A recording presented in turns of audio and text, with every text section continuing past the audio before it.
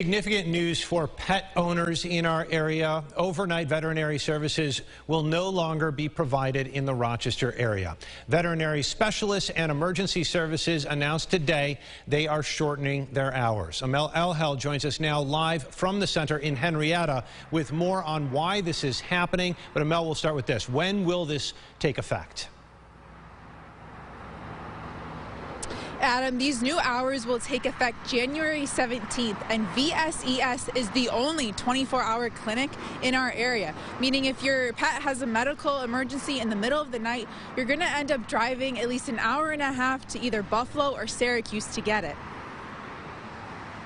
Veterinary specialists and emergency services in Henrietta is our region's only 24-hour veterinary clinic, but not for long. In a statement released today, the clinic announced they will no longer be operating past 10 p.m. Monday through Sunday, citing staffing shortages and growing demand. And because the clinic will no longer be available for your pet's emergency needs in the overnight hours, this is causing local pet owners to worry because the next closest 24-hour clinic is not in Rochester. If that drive was an hour longer, he wouldn't have made it. There's no way. Rebecca Lefebvre says VSES saved her 6-month-old puppy's life back in July when he got into a loaf of raw pretzel dough. She says had the clinic not been there, it's likely her pup wouldn't have made it. But now she's worried that if something like this were to happen again, her pet might not be able to make it the hour-and-a-half drive to either Buffalo or Syracuse. Chance of survival was very low.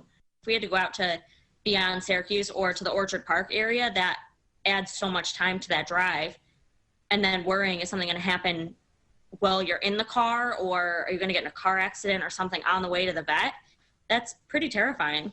And while this decision is worrisome for local pet owners, it's also taking a toll on our veterinarians. Kelly Black has worked as a technician at VSES for nearly a year. She said, quote, "This decision hit us hard as well and is not a change we take lightly. We got into this profession because we care and are passionate about providing for animals in need." VSES employees are also in the process of unionizing. They released a statement today about the hour change, saying in part, quote, "The toll of low pay, long hours, and difficult working condition that has affected veterinary employees nationally is now hitting us here at home in Rochester.